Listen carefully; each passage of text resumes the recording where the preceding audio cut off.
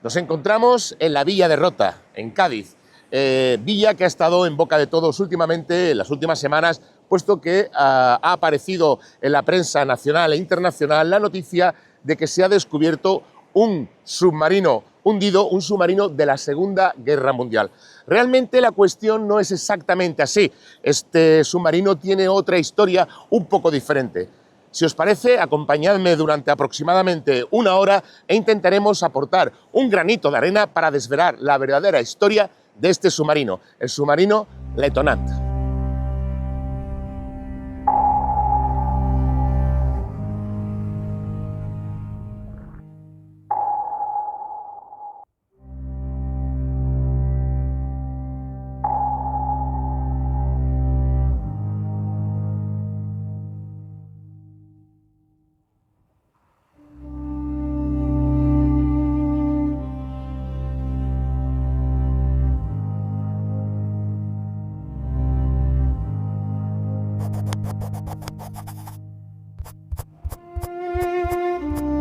Letonant era un gran submarino y no se dice solamente por sus dimensiones, puesto que eran las habituales para un submarino de esta clase en la época en que fue construido, entre 1927 y 1935, más bien por sus prestaciones.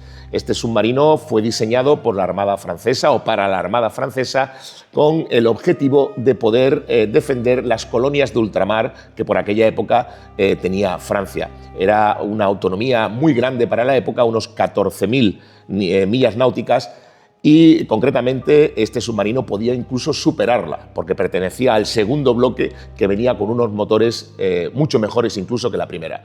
En cuanto al armamento, pues aparte del cañón y de las ametralladoras de superficie, contaba con 11 tubos lanzatorpedos, lo cual era una cantidad de torpedos bastante aceptable para este tipo de submarinos, aunque he de decir también que los torpedos no eran los mejores, pero era un submarino capaz de enfrentarse a cualquier amenaza de superficie.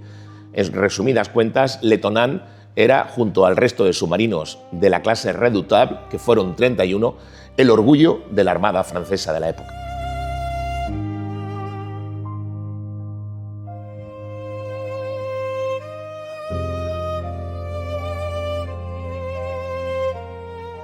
Durante la Segunda Guerra Mundial, los aliados necesitaban abrir un segundo frente contra los alemanes, pero existía una amenaza crítica en el norte de África con la poderosa flota francesa del gobierno de Vichy, un régimen que colaboraba con los nazis. Sus acorazados y submarinos podían frenar cualquier intento de desembarco. Se debía neutralizar esa flota para asegurar el Mediterráneo.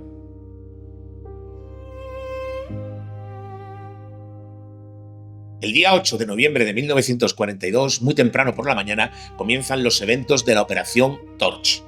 Al submarino, a nuestro submarino, el Letonant, le sorprende en el dique del puerto de Casablanca y recibe la orden de salir a la mar a combatir a los aliados junto a otros 7 submarinos de la misma clase. Desgraciadamente para ellos, al salir reciben el impacto de varias bombas que, aparte de perforarle el casco en varios lugares, tienen la desgracia de que su comandante muere en el puente.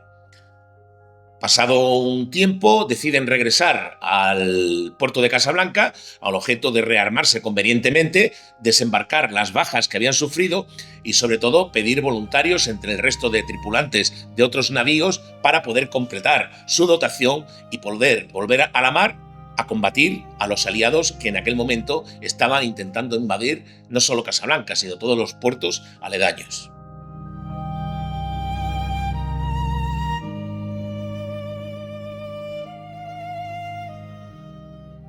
Tenemos al Letonant en alta mar al mando de un joven teniente de navío que había sustituido en el mando al fallecido comandante. En ese momento recibe unos mensajes ordenándoles volver a Casablanca, puesto que se había firmado el alto el fuego. Pero el joven teniente de navío no lo cree, no cree que sean órdenes reales y decide poner proa a Toulon, en Francia. De camino a Toulon, avistan a un portaaviones americanos, el USS Ranger, y deciden lanzarle los últimos 4 torpedos que le quedan.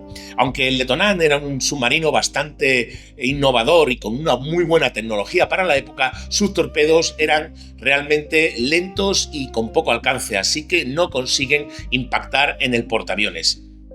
Posteriormente, ese mismo día, un hidroavión Catalina les lanza algunas bombas y agravan las averías que tenía el submarino, por lo cual ya el comandante en ese momento decide que es imposible alcanzar el puerto de Toulon y toma la decisión de poner proa al puerto de Cádiz.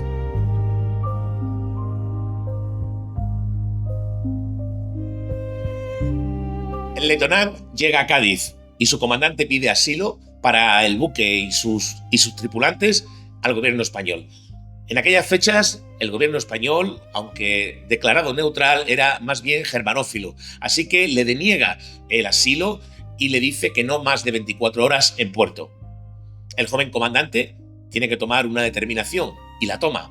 Deja a la mayor parte de sus tripulantes internados en la Carraca, en Cádiz, y con una pequeña dotación de 6 hombres se hace a la mar. Se dirige frente a las costas de Rota y en un lugar determinado hunde el submarino.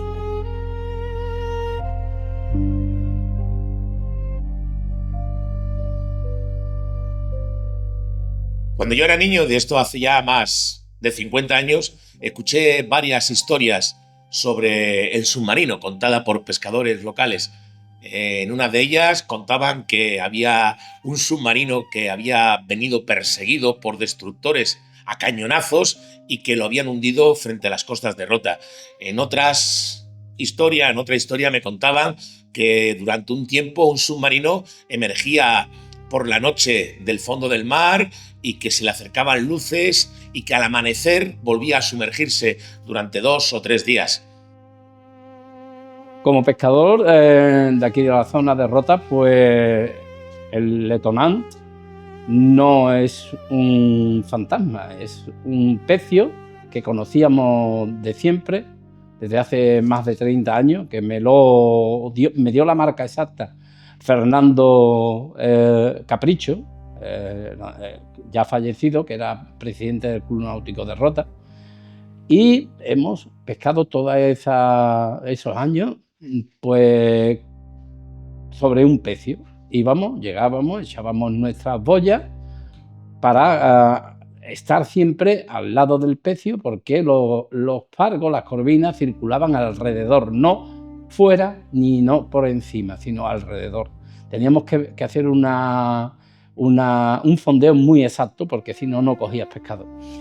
Sabíamos que era un pecio, estaba datado. Cuando íbamos a pescar, pues utilizábamos materiales de baja calidad para el fondeo, porque es que realmente enganchar en el submarino era perder todo. De hecho, yo he perdido varias anclas, ¿no? Y lo que hacíamos era pues llevar un ancla hecha por nosotros artesanalmente de gavilla de obra, de la gorda, para que tuviera mucho peso y tralla de las redes antiguas anudadas, ¿no? Hasta que empezaron la red del cazonar de los profesionales, que ya empezaron a meter muchas redes, a enganchar, a perder, y entonces ya el pescado dejó de llegar al sitio, ¿no? Eso puede ser que yo dejara de pescar en el submarino hace unos 20 años, porque ya era imposible. No por nada, sino porque ya no había pescado. El pescado huía de esa nube de redes. Realmente era una cosa que compartimos con mucha gente, y esa experiencia llegó, por ejemplo, a la Asociación de Arqueología Submarina creo que de gente de Cádiz, ¿no? Esa gente pues me trajo hasta incluso el plano original del Lettonan, de cómo fue la historia completa. Por eso, cuando yo me doy cuenta de que el submarino fantasma, digo, pero el fantasma, es decir, está todo datado, ¿no? Está todo reflejado en la historia, cómo se hizo, dónde estuvieron, cómo llegaron a la Carraca. O sea, a mí me da una sensación de falta de rigor en lo que se está diciendo por ahí, ¿no? yo veo como periodista que he sido, veo una falta de compromiso por parte de muchos medios de comunicación, por ejemplo La Razón, que dice una cosa y va al ABC o va al Diario de Sevilla y resulta de que es un corta y pega de lo anterior, que se aleja mucho de la realidad. Y digo, bueno, pero ¿de dónde sacan estos datos? Siempre tuve interés en las historias de la mar, en las historias de naufragios, de barcos hundidos, y esa fue una de las razones por las que aprendí a bucear. La primera vez que tengo conocimiento de esta interesante historia del submarino fue allá por los años 80, 90, si no recuerdo mal, finales de los 80, principios de los 90. En aquella época yo comenzaba a dar formación de buceador deportivo, en lo que entonces se conocía como monitor, y cuando navegábamos hacia el punto de inmersión para hacer las prácticas de los alumnos, pues surgió una conversación entre los más veteranos que hablaban de un submarino alemán hundido en la zona nuestra de Cádiz, ¿no? Lógicamente enseguida pues presté atención a aquello porque era mi tema. Y al mismo tiempo, sin darme cuenta, el patrón del barco, un viejo pescador, también prestó atención. Y en un momento dado de aquella conversación, este señor pues dijo que el submarino no era alemán, sino francés. Y esa fue la primera información que tuve acerca de la identidad de este pecio. Posteriormente, con el paso de los años, pues bueno, tuve la oportunidad de conocer a dos buceadores que habían conseguido sumergirse en el supuesto lugar donde yace este submarino. El primero, prestando unos servicios para un posible trabajo, pues buceó allí y me contó que no había visto gran cosa, que en aquella inmersión en aguas de más de 40 metros, muy oscuras, con esa dificultad que tiene la zona de Cádiz, pues él percibió algo que pareció como una piedra que levantaba del fondo. Pero claro, estamos hablando de condiciones de visibilidad pues malísimas. Años después conozco a otro buceador que en este caso sí consigue ver algo más. De hecho, él realiza 3 inmersiones, las 2 primeras aborta por condiciones de visibilidad. Hablamos de que a partir de 30-35 metros el agua se pone negra completamente, pero en aquella tercera inmersión que él realiza consigue llegar al fondo y tiene como, según me contó él, como entre 20-30 centímetros. Realmente él no sabe dónde bucea, él va allí con esa posición para identificar qué era aquello. Cuando me cuenta la historia, yo en aquel momento no recordaba, es decir, no pensaba en el submarino, pero él me hace una descripción. Del poco tiempo de fondo que permanece, me describe como un barco muy raro. Me decía, aquello es un barco muy extraño, porque es como un tubo liso y después en alguna zona levanta. Claro, yo paré, pensé, digo, bueno, ¿cómo son los barcos hundidos? Pues normalmente son restos dispersos, trozos de costado, cuadernas, es decir, una estructura que muestra como chatarra. Pero en este caso, algo que no muestra esa forma, esa característica, pues me encendió la bombilla. Le dije, oye, eso puede ser el submarino francés, porque realmente un submarino de aquella época suele quedar de esa manera, pierde el casco exterior y finalmente lo que queda es el casco resistente. En su descripción él además me aportó algunos detalles más, que veía como pequeños trozos de chapa dispersos por alguna zona. Y eso me dio a pensar que aquellos pequeños trozos de chapa dispersos podían ser el resto del casco exterior del submarino. Además, hablando de las condiciones del lugar, pues me vuelve a insistir en lo mismo, mucha profundidad y aguas muy muy oscuras cubiertas de redes. Así que esto pues podría confirmar que esos restos de donde va este segundo buceador podrían confirmar que se tratan los restos del submarino francés. Yo trabajo en la base naval de Rota y soy buzo técnico. Y por trabajar en la base naval de Rota, pues llegó a mis oídos la historia de que había un submarino hundido de la Segunda Guerra Mundial en las aguas de Rota. Entonces, eso fue una cosa que despertó en mí la curiosidad durante mucho tiempo. Y además tengo muchos amigos pescadores en la zona. Entonces, a través de estos amigos pescadores me pasaron varias posibles coordenadas del submarino de Rota. Pues por la zona se conoce a este submarino, a este pecio, por el submarino de Rota. Más tarde, en aquellos tiempos, en la base de Rota había un escuadrón de aviación antisubmarina de aviones que, si no recuerdo mal, eran del tipo P-3 Orión. Estos aviones llevan un dispositivo para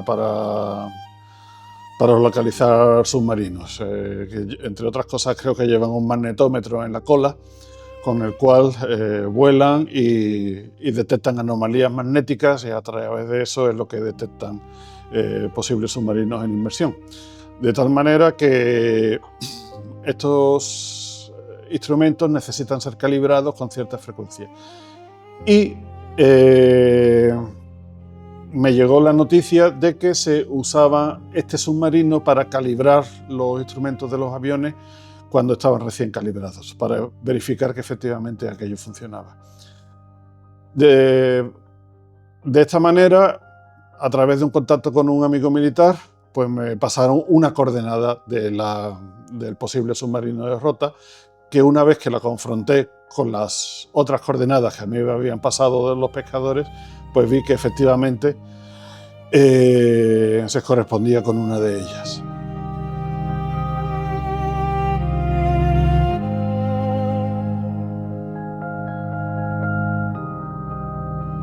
Lógicamente, mi interés en la historia de los naufragios de los buques hundidos, pues, y con la poca información que hasta entonces había obtenido, pues despierta esas ganas, ¿no?, de investigar. Mi primera idea, cuando decido que voy a investigar, es acudir a los archivos de Marina, los archivos de la zona marítima del Estrecho.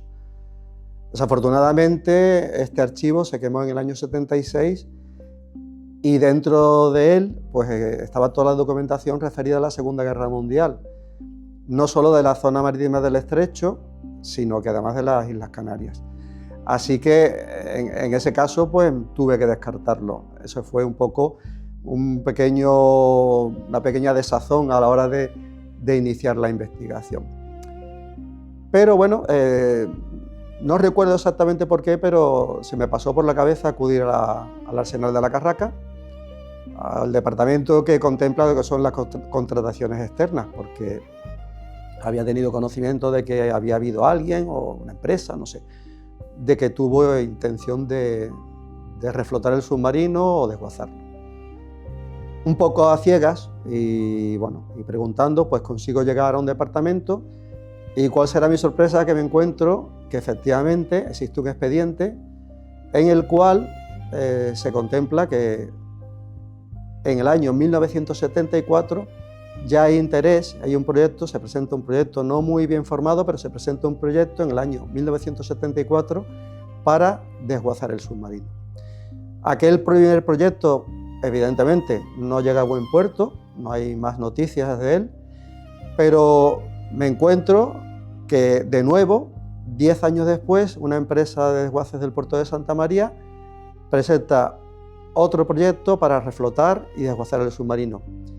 En este caso, mucho más completo, en el cual se contemplan equipos de buceadores, equipos de reflotamiento, de desguace, herramientas de oxicorte, es decir, una planificación más formal y mejor hecha. Y además incluso contemplaban la posibilidad de que en el interior del submarino pudieran existir torpedos todavía.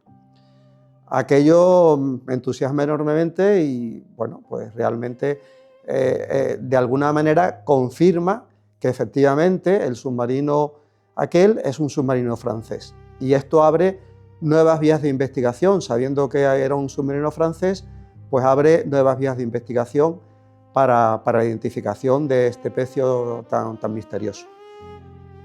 Entonces, en aquellos tiempos, yo tenía una pequeña embarcación, una Zodiac, en el puerto de Rota, y aprovechando un verano que hacía unas condiciones ideales, porque el día estaba muy bien, el agua estaba muy clara, cosa que aquí en Cádiz no suele ocurrir. Además, se daba la circunstancia de que había habido varios años de sequía consecutivos, con lo cual esa zona está muy expuesta a la desembocadura del río Guadalquivir, y esperábamos que la aportación de lodos fuera menor en aquella temporada que en otras temporadas. En fin, un día que se daban las condiciones ideales, que no había marea, que tal, pues cogimos con la Zodiac y una navegación no demasiado larga, no sé si llegó a 1 hora, nos plantamos allí, efectivamente pasamos una sonda un poco rudimentaria que yo tenía en y detectamos una elevación. Fondeamos, preparamos los equipos de buceo y como íbamos solo 2 personas, bajé yo solo. Entonces, inicialmente las condiciones eran perfectas, era verano aquí en Rota, la temperatura pues relativamente agradable del agua y tal, y fui descendiendo y las condiciones, pues aquello parecía Canarias, porque hasta casi los 30 metros de profundidad, pues tú mirabas hacia arriba y perfectamente podías ver la Zodiac arriba, que podías ver la hélice, podías ver todo, veías el cabo perfectamente. Pero a medida que vas bajando, a partir de los 30 metros, se va formando una neblina formada por una suspensión de un lodo, lo que yo creo que es un lodo muy fino y muy oscuro. En 30 metros empieza esa suspensión y en 35 metros prácticamente ya no te ves la mano y en 40 metros ya solo te ves el cristal de la máscara. A partir de los 40 metros el descenso de temperatura es muy pronunciado y a medida que vas bajando tienes una sensación de agua muerta, de agua que no tiene renovación, de una sensación muy mala, muy agravada por la sensación claustrofóbica de esa total oscuridad que tienes, porque incluso aunque lleves una linterna potente no hace nada. La linterna potente lo único que hace es generarte un punto de luz en el mismo sitio de donde emana la bombilla, pero ya está, no es capaz de ver nada más. Seguí bajando con la esperanza de localizar el pecio, de a ver si aquella oscuridad pasaba y todo, y no solo pasaba, sino que cada vez la sensación era mucho peor. La sensación era una sensación lúgubre, una sensación de agua muerta, de un frío intenso. Entonces creo que llegué, si no recuerdo mal, a los 45-48 metros. En esa profundidad intenté hacer pie, pero el fondo allí es de ese lodo del que he venido mencionando antes y realmente no se puede decir que haya un fondo como tal, sino lo que hay es una especie de cieno que yo intenté poner la pierna y lo único que hice fue llenarme la pierna de lodo hasta los tobillos prácticamente. Para colmo de males, cuando me moví un poco empecé a tantear redes. Empecé a tantear muchas redes de pesca, de suerte y manera que tuve que poner fin a la inmersión porque evidentemente aquello era una inmersión a ciegas que no tenía ningún sentido, no se iba a disfrutar de ninguna manera. Entonces, siguiendo el cabo, del cual no me había separado en ningún momento, volví a tomar el rumbo de ascenso con la experiencia inversa. A medida que iba subiendo desde los 40 y muchos metros que bajé, pues iba recuperando luz, iba recuperando temperatura, iba dándote una sensación de agua viva. Habías dejado ese agua mortecina que estaba en el fondo para ir subiendo. Hice mi parada de seguridad Y esa fue mi experiencia con la primera inmersión que hice en el submarino. Acto seguido me fui a una zona próxima que se llama Los Ramos y ahí hice una inmersión bastante más agradable porque el fondo es completamente pétreo, el fondo es de roca y es una zona muy bonita e interesante, y el agua estaba muy clara.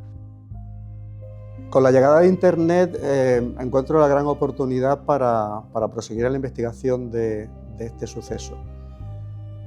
Ello me va a permitir acceder a archivos que de otra manera no hubiera podido, porque en este caso, por ejemplo, tendría que haberme desplazado a Francia, ¿no? Y con la dificultad que suponía el idioma, el viaje y todo lo demás. Entonces, ¿qué hago? Me pongo a investigar por internet y entro sobre todo en foros franceses relacionados con la Marina de Guerra francesa, lo que es la Marina Nacional Francesa. Después de varios intentos fallidos, encuentro un hilo de un tema que se refiere exclusivamente a los submarinos franceses en la Segunda Guerra Mundial. Esto, lógicamente, me abre una nueva vía, mucho más concreta a la hora de la investigación. Y contacto con dos personas.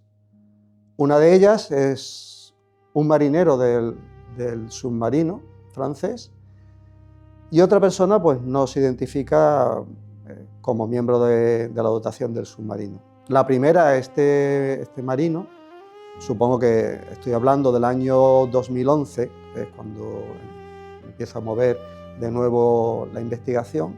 Esta primera persona, como digo, que más tarde confirmo que es el cocinero de a bordo, o mayordomo, según me dicen después, no me contesta. Entiendo que por edad y tal, pues el hombre seguramente falleció. Pero la segunda persona, que se llama Daniel Albet, pues él me contesta. Y se muestra sorprendido de que alguien en España pues se interese en la historia de un submarino en concreto, que es el Letonant. Resulta que Daniel, ni más ni menos, es hijo de un marinero del submarino Letonant, Émile Albet, que si no recuerdo mal, me contó él, era electricista a bordo, marinero electricista. Él se muestra enormemente entusiasmado y, bueno, y supongo que ilusionado con que alguien fuera de su propio país pues esté descubriendo la historia no solo del Letonant, sino de su padre. Inicio una conversación, bueno, mejor dicho, inicio un intercambio de mensajes fluido con él, en el cual pues me cuenta muchas cosas de su padre, se ve que le quería mucho. Y además lo más sorprendente es que me envía un extracto del diario personal de su padre que se corresponde con la parte del combate de Casablanca, que es donde el Letonant resulta averiado, la entrada en Cádiz buscando refugio y además habla de que la dotación del submarino va a estar internada en la Carraca, si no recuerdo mal, 11 meses. Ello da lugar a algo realmente bonito, que es la amistad de su padre, de Émile Albet, con un operario de Bazán, de una empresa que entonces hacía el mantenimiento de buques en lo que hoy es Navantia, en San Fernando. Este hombre, que se llamaba José Arco Núñez, traban una amistad tan cercana que Émile viene todos los años a San Fernando con su señora, con su mujer, a visitar a sus amigos españoles de San Fernando, José Arco Núñez y su mujer. Hasta el año, creo que es 2009, viene Émile a visitar a su amigo español aquí. Y bueno, y no solo esto, que resulta algo muy bonito, ¿no? Que trasciende más allá de lo que es una guerra, algo tan global como es una guerra, sino es la amistad entre personas, ¿no? De dos países distintos, sino que Daniel pues me envía fotos personales de su padre a bordo del submarino y algunas tan entrañables como su padre con uniforme de la Marina Nacional Francesa. Después tuve otra experiencia, a unos cuantos años, que un amigo que es de Conil llevó el barco a reparar a Cádiz. Y aprovechando de que tenía el barco en Cádiz, él tenía mucho interés en hacer el submarino. Así que efectivamente fuimos una segunda vez a hacer el submarino. Lo mismo, fuimos a las coordenadas, con la sonda esta vez sí pudimos ver algo más del perfil del fondo. Y nos equipamos, descendimos y la experiencia fue muy similar a la primera. Es decir, hasta los 30 metros una visibilidad perfecta de 15 o 20 metros, el agua muy bien, muy transparente, muy clara, y a partir de los 30 metros, gradualmente, a medida que iba bajando, esa acumulación de 100 en suspensión, que en 35 metros te limitaba la visibilidad a menos de 1 metro y en 40 metros ya no veía absolutamente nada. En esa ocasión empezamos a tocar redes a los 40 y poco metros y ahí abortamos la inmersión y otra vez por el cabo de vuelta para arriba, nuestra parada de descompresión y nos volvimos. Uno de los que fue en la expedición de esta gente de National Geographic, fui yo el que los llevé. Ellos me dieron a mí unas coordenadas que no, vamos, estaba muy lejos de lo que era el submarino, ¿no? Pero yo llevé solamente a los 4 de la expedición con un mar increíble. Había un noroeste, bueno, de olas de hasta 2 metros, ¿no? Que de hecho digamos el principal de ellos me dijo, ¿hay peligro? Digo, bueno, peligro no hay. Lo que pasa es que nos vamos a mover mucho.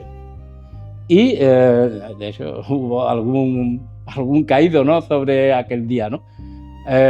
Una vez que fuimos al sitio, dimos varias vueltas, una vuelta para allá, otra vuelta para acá, y yo les decía, oye, que a 43, 44 metros no está el submarino, está a 46 o más, y además hacia el noroeste, de donde estamos.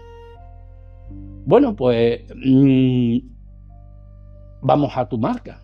Nos fuimos a mi marca y del tirón, ese fondo, como decía un compañero, de fondo de fango, totalmente fangoso, y de pronto hace 3 metros y algo.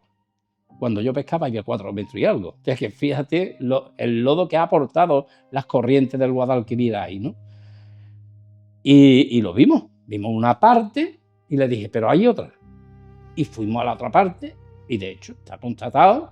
De hecho yo grabé un poquito, ¿no? Y en la sonda, donde se veía el pico, que era un pico, bueno, totalmente. No es una piedra que tú sabes que la piedra tiene unas ondulaciones. No, aquí era cuadrado.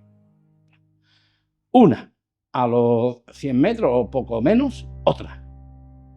¿Qué era lo que hacíamos nosotros? Llegábamos allí y pescábamos en esos 2 sitios, principalmente en el grande, pero en el pequeño también. Porque si había mucha gente en el grande, te ibas al pequeño, porque era la entrada del Pargo, cuando venía a la Freza, aquí al río Guadalquivir, ¿no? Es curioso porque el curso de la vida y el interés en una historia en concreto parece que, aunque abandones durante algún tiempo cosas que te entusiasman, pues parece que el destino te pone de nuevo delante tuya el proseguir con esa investigación. En este caso, efectivamente, el submarino va a volver a darme una sorpresa este mismo año, ¿no? Por circunstancias profesionales, llega a mi conocimiento que un equipo de buceadores franceses pues vienen con la intención de bucear, en principio eso es lo que me cuentan, de bucear en el submarino Le Tonnant. Poco a poco voy recibiendo alguna información, que van a venir, qué tal, que están buscando dónde está el submarino. Evidentemente ellos no saben, porque me consta que había varios puntos, pero no sabían cuál era, venían un poco a confirmar. Ellos están realizando pues, un documental sobre los submarinos de la serie 1500, a la cual pertenecía el Le Tonnant. En el mes de junio del año 2025, pues como he dicho, por mi trabajo, estoy acompañando a los franceses en la expedición que van a hacer a uno de los puntos que ellos tienen. Bueno, Vamos al lugar, las condiciones de visibilidad aparentemente en superficie son muy buenas, la mar estaba un poco revuelta, pero bueno, no se veían malas. Pero bueno, los que somos de nuestra zona sabemos que probablemente a partir de cierta profundidad el agua iba a estar negra. Allí se monta una infraestructura bastante interesante de equipo técnico con rebreather, buena planificación, con medios audiovisuales y bueno, a duras penas porque había bastante oleaje, hacen inmersión. La cosa es que la inmersión, pues tal como ellos nos habían planteado, en tiempos de fondo y tiempo total de inmersión, pues no se corresponde con el tiempo en el que retornan a superficie. En la posterior conversación con ellos, pues me comunican que, bueno, que llegados a aproximadamente 35, si no recuerdo mal, 35 y 40 metros, el agua empieza a entrar en una nube de fango, ellos llaman una niebla, pero cuando ya avanzan es absolutamente visibilidad cero, es decir, no ven absolutamente nada. Es cierto que llegan al fondo, yo soy observador y veo que las aletas están llenas de fango, pero que no tocan nada que pudiera ser el submarino Letonant. Así que el punto al que van, ahí no pueden confirmar visualmente que han localizado el detonante. Posteriormente, en el mes de noviembre del mismo año, de 2025, bueno, se ponen en contacto conmigo porque bueno, trabajamos, digamos, cierta amistad, porque ven que tengo interés en la historia desde hace mucho tiempo, que en mi blog tengo publicado algo también, y bueno, me reúno con ellos básicamente, yo creo que un poco por cortesía. Me cuentan un poco que van a hacer una pasada con el buque de la Universidad de Cádiz y van a pasar el sonar de barrio lateral para tratar de identificar con otros medios el punto al que fueron a bucear meses antes, en junio. Y bueno, pues ahí me cuentan un poco cómo les va el proyecto y demás y todo esto. En esta última ocasión, el equipo de investigación francés, comandado o liderado por el profesor de la Universidad de Bretaña Occidental, Erwan Lehr, acudió a Cádiz para colaborar con la Universidad de Cádiz, puesto que ambas universidades pertenecen a la Alianza de Universidades Europeas del Mar, en busca de desvelar el misterio del submarino. Han dispuesto de un barco de la Universidad de Cádiz con un sonar de barrido lateral, con el cual se dirigieron a la zona del contacto y comenzaron, a través de este sonar, de este sofisticado sonar, comenzaron a barrer la zona para buscar el contacto. Lo encontraron y además, debido a las características de este aparato, han sido capaces de medir concretamente todas las dimensiones del submarino, desde la altura que tenía con respecto al fondo, que en este caso estamos hablando de un fondo de 53 metros, hasta la longitud total del submarino, lo que se viene siendo la eslora, la manga y todas las medidas de sus partes. Han localizado también el cañón del submarino e incluso los tubos lanzatorpedos que lleva el submarino en popa. De esta manera, casi han podido confirmar que este submarino pertenece a la clase 1500, a la clase Redoutable, que es la clase a la que pertenece el submarino Tonnant. De la misma manera, a través de la familia de un buceador local, un buceador roteño, han recibido un portillo de bronce que, a tenor de lo que han investigado los miembros de la expedición francesa, pertenece a los submarinos clase Tonnant. Es un portillo que dice mucho sobre la procedencia de este submarino, de la identidad de este submarino. En resumidas cuentas, aunque en esta ocasión no han podido bucear en el lugar donde se encuentra el pecio, hay tres razones fundamentales para hacernos creer que posiblemente el pecio es el pecio del submarino Letonant. Por un lado, tenemos la historia, respaldada por los diarios y los testimonios de dos miembros de la dotación, el cocinero y un marinero electricista.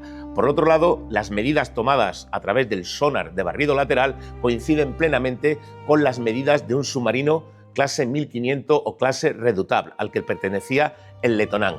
Y al margen, el encuentro de esa prueba física como es el portillo, un portillo que normalmente no hay en submarinos, pero que la clase Redoutable sí llevaba a bordo por una cuestión práctica, nos hacen pensar que efectivamente este submarino es el submarino Lettonant.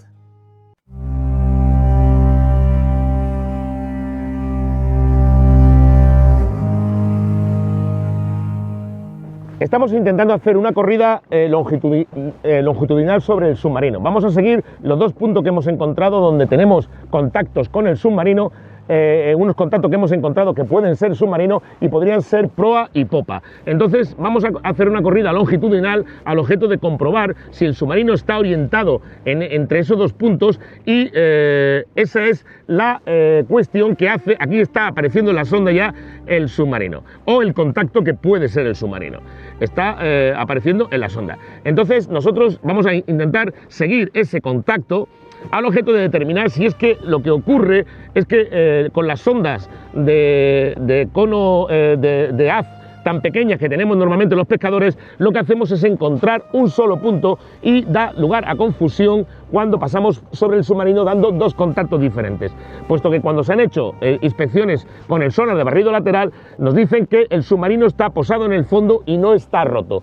Esto puede ser el motivo de la equivocación de creer que el submarino está en dos partes. Simplemente pasamos por encima de él en sentido transversal, nos da un contacto y a la vuelta, 100 metros más allá, 80 metros más allá, nos encontramos con otro contacto. Aquí estamos viendo perfectamente cómo se mantiene a lo largo de todo el recorrido el contacto en la sonda. Esto quiere decir que estamos pasando longitudinalmente sobre el submarino.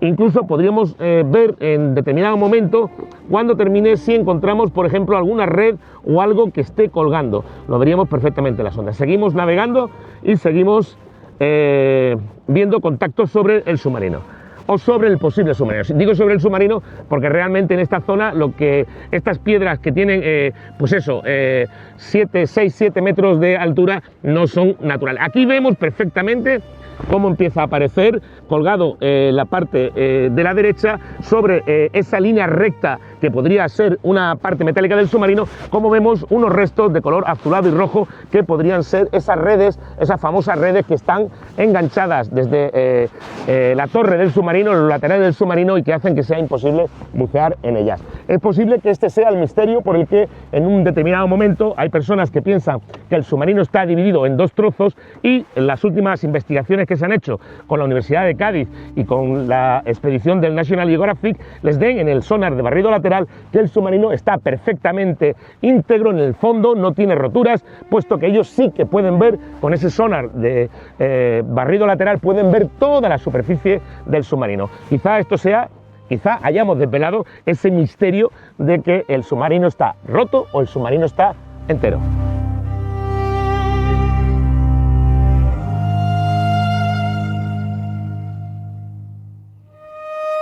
Después de los testimonios que hemos escuchado y apoyándonos en la investigación del grupo de la Universidad de Bretaña Occidental, hemos llegado a la conclusión que en el caso del submarino de Rota el misterio va a seguir continuando. ¿Por qué? Porque hemos descubierto que hay dos pecios, no solo uno. En un principio, el pecio del submarino de Rota era conocido por todos los pescadores, pero hemos determinado que quizás debido al secretismo que tienen los pescadores entre ellos de darse sus marcas, jamás se había cotejado de que las marcas son diferentes. Existen dos marcas, una, aunque los dos están situados frente a las costas del pueblo de Rota, de la villa de Rota, uno de ellos se encuentra más al oeste, están separados por unos 6 kilómetros. En realidad, uno de ellos, el que está más alejado hacia Cádiz, ha sido ya identificado, ya digo, debido a la investigación del grupo de la Universidad de Bretaña. Con lo cual, que nos queda el misterio de saber qué es el otro pecio que tenemos justo enfrente de las costas de Rota. Quizás sea un submarino, quizás sea otro tipo de barco. Así que queda aún que encontrar qué es el pecio fantasma de Rota. Y si me lo permiten, para terminar, un par de consideraciones finales. Lo primero, expresar mi admiración por el grupo francés de Erwan Leur y sus acompañantes, que se han desplazado desde Francia, en este caso hasta la mismísima Cádiz, en busca de la historia, en busca de un pecio militar, de un submarino militar que es historia de sus soldados que lucharon en la Segunda Guerra Mundial. Quieren mantener viva su historia y quieren dar a conocer y quieren conocer exactamente dónde está durmiendo ese submarino. Lo digo porque aquí en España no somos muy dados a indagar y a investigar dónde están nuestros antepasados, nuestros marinos y nuestros barcos. Sería una cosa que podríamos aprender de los franceses. Y de otro lado, una advertencia, si me lo permiten, de un buzo con más de 40 años de experiencia en el buceo militar, en el buceo profesional y comercial y el buceo deportivo. La inmersión en el pecio del Letonang no es una inmersión deportiva, es una inmersión que está fuera del límite de lo que son las inmersiones con aire, inmersiones deportivas. Si vais a venir aquí, que tengáis en cuenta que es el fondo en los dos contactos, en los dos pecios, es muy similar. No hay absolutamente visibilidad, no sabemos lo que nos vamos a encontrar allí debajo y además el riesgo inherente de las redes que están. Por favor, es un buceo técnico, un buceo para gente que está preparada. De hecho, los buzos que han bajado han sido buzos técnicos. Los investigadores franceses venían muy preparados y tienen mucha experiencia en este tipo de buceo. Lo digo porque ya he estado escuchando en algunos sitios grupos de aficionados al buceo que están hablando o alentando para que se vaya a bucear a estos pecios. La verdad que no es un pecio que sea buceable para el buceo deportivo. Nada más, espero que os haya gustado todo lo que habéis visto. Hemos intentado poner de relieve que tenemos aquí en nuestro pueblo, en Rota, está en boca de todos por la aparición de este submarino que ya digo, y hemos dejado patente a lo largo de todo el recorrido de este documental. El submarino en Rota lo conocemos desde hace muchísimo tiempo, pero ahora sabemos perfectamente que su nombre es Letonang.